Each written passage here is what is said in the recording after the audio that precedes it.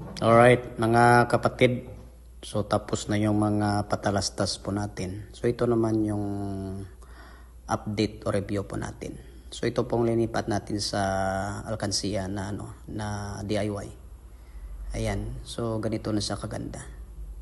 Tamang-tama kasi ito yung pagdilig like twice a week. Ayan.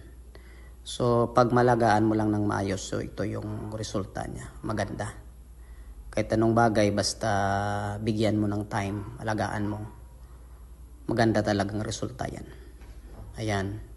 So, kunin natin tong maliliit para malipat natin sa ibang pot o ma-propagate natin ulit para lumaki pa sila. Ayan na. O, ang ganda na nila. Oh. Tsaka greeny silang taba-taba.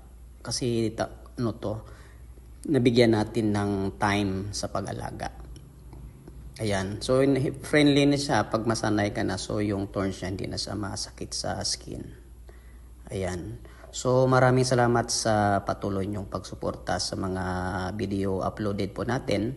So, naway pagpalain po kayo ng Panginoon sa bawat araw. God bless everyone. Enjoy watching. God bless.